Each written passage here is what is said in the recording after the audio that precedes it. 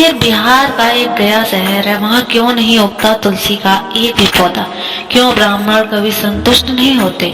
फल्गु नदी सिर्फ नाम की नदी है? क्यों कौआ हमेशा लड़ झगड़ कर ही खाते हैं? कौआ, तुलसी, ब्राह्मण व गाय को माँ सीता ने क्यों श्राप दिया था? इसके बारे में कुछ लोग ही जानते हैं, आइए हम विस्तार से बताते हैं। वाल्मीकि रामायण के मुताबिक वनवास के दौरान भगवान राम, लक्ष्मण और माता सीता पितृपक्ष में श्राद्ध करने के लिए बिहार के गया धाम पहुंच गए।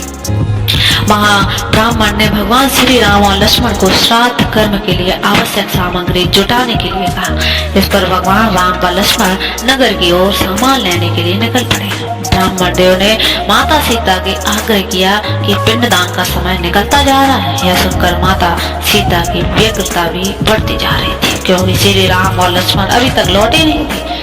इसी दौरान दशरथ जी की आत्मा ने उन्हें आभास करवाया कि पिंडदान का वक्त बीता जा रहा है। यह जानकर माता सीता असमंजस में पड़ गई कि अब मैं क्या करूं। तब माता सीता ने समय के महत्व को समझते हुए यह निर्णय लिया कि वह स्वयं अपने ससुर राजा दशरथ का पिंडदान करेंगे। उन्होंने फल्गु नदी के साथ साथ वट वृक्ष, कौआ, तुलसी, ब्राह्मण व गाय को साक्षी मानकर स्वर्गीय राजा दशरथ का पिंडदान विधि विधान से कर दिया। इस क्रिया के उपरांत जैसे ही उन्होंने हाथ जोड़कर प्रार्थना की तो राजा दशरथ ने माता सीता को पिंडदान स्वीकार कर लिया। माता सीता इस बात से प्रफुल्लित हुई। उनकी पूजा दशरथ जी ने स्वीकार की। उसके बाद उनके मन में संशय हुआ कि वे प्रभु राम इस बात को नहीं मानेंगे, क्योंकि पिंडदान पुत्र के बिना नहीं हो सकता। थोड़ी देर बाद भगवान राम और लक्ष्मण सामग्री लेकर आए और पिंडदान के विषय में पूछा। माता सीता ने कहा कि समय निकल जाने के कारण उन्होंने स्वयं पिंडदान कर दिया। प्रभु राम को इस बात का विश्वास नहीं हो रहा था। बिना पुत्र और बिना सामग्री के पिंडदान कैसे संपन्न और स्वीकार हो सकता है? उसके बाद माता सीता ने कहा कि वहां उपस्थित फल्गु नदी, तुलसी, कौआ, गाय और वट वृक्ष और ब्राह्मण श्राद्ध कर्म की गवाही दे सकते हैं। भगवान राम ने जब इन सबसे पिंडदान किए जाने की बात सच है या नहीं पूछी, तो फल्गु नदी, गाय, कौआ और तुलसी और ब्राह्मण पांचों ने प्रभु राम का क्रोध देखकर झूठ बोल दिया कि माता सीता ने कोई पिंडदान नहीं किया है। वट वृक्ष ने सत्य कहा कि माता सीता ने सबको साक्षी मानकर विधि पूर्वक राजा दशरथ का पिंडदान किया है। पांचों साक्षी के झूठ बोलने पर माता सीता ने क्रोधित होकर उन्हें आजीवन श्राप दे दिया।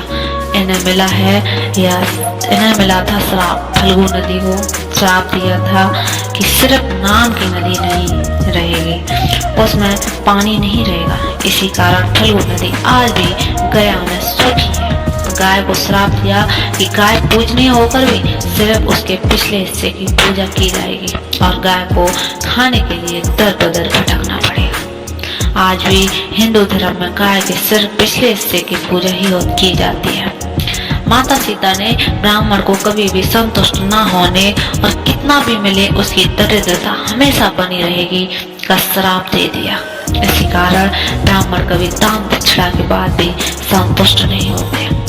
माता सीता ने तुलसी को श्राप दिया कि वह कभी भी गया की मिट्टी में नहीं उगेगी। यह आज तक सत्य है कि गया की मिट्टी में तुलसी नहीं फलती। और कौआ को हमेशा लड़ झगड़ कर खाने का श्राप दिया था। कौआ आज भी खाना अकेले नहीं खाता। माता सीता ने जहां इन पांचों को श्राप दिया, वहीं सच बोलने पर वट वृक्ष को आशीर्वाद दिया कि उसे लंबी आयु प्राप्त होगी, वह दूसरों को छाया प्रदान करेगा। पतिव्रता स्त्री उनका स्मरण करके अपने पति की दीर्घायु की कामना करेगी।